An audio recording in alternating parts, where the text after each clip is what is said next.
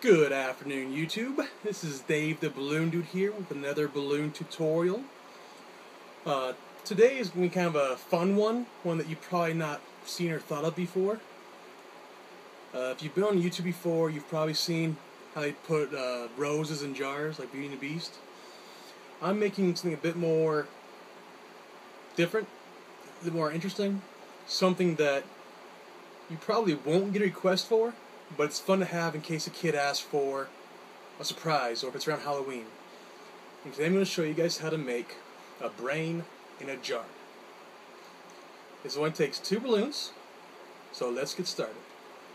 Okay, to make this 2 balloon brain in a jar, you need a pink 260 and a clear 646 or 660, either one will work. Take your 260 pink and create 2 bubbles at the beginning, both about between a ½ inch and 1 inch long. And then you're going to twist them together, just like this. After you got them twisted together, take the knot and split them, just like that. Take the knot, wrap it between them. This creates 2 little ear twists, and it kind of squares them off a little bit. Make sure the knot's on the back side, right there. Next, give it a squeeze so it stays soft. Then you want to make about 1.5 inch bubble. Make 2 of those. Twist them together. Then take the rest of the balloon and you split these with this. Just like that.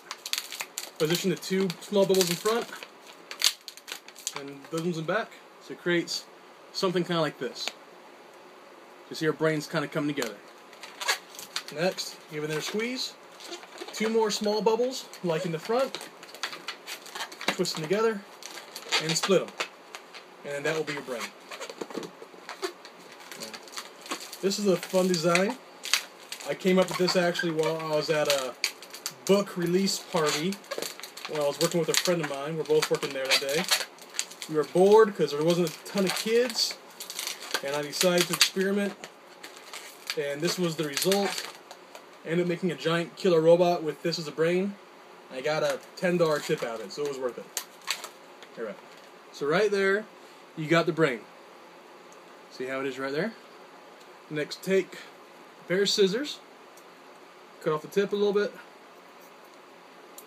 let most of the air out, save a little bit, and you can say that'll be your brain stem, and tie off the tip.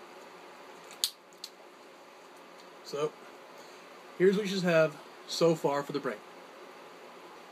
So now we have the brain, we need the jar. Take the 646 or 660, I mainly use 660s, and you want to take it, fill it up with just a little bit of air, and push all the air down to the other end. The reason for that is because we're going to be shoving the brain inside of this thing. If you shove it in from the beginning, you'll have the knot on the inside, which does not look good. You squeeze it down all the way to the end, so it looks just like this. And the hardest part of this balloon is getting that in here without ruining this part. First off, don't be afraid of this popping. These ones are very hard to pop. Make sure your fingernails are cut short so you don't pop it from the inside.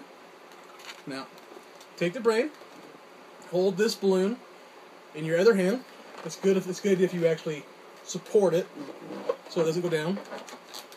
And take this, just like this, and you push it in nice and gently. And when you get inside, grab it with your other hand. So here's where you should be so far. And now, just like a tulip twist or a marriage twist, both another balloon, push it all the way down, squeezing air, grabbing it, pulling it, the whole way down to get down to the other side. And then once you get down there, once you get all the way down to the other side, you get your finger out, then you can pop it. Just grab the tip and give it a little snap.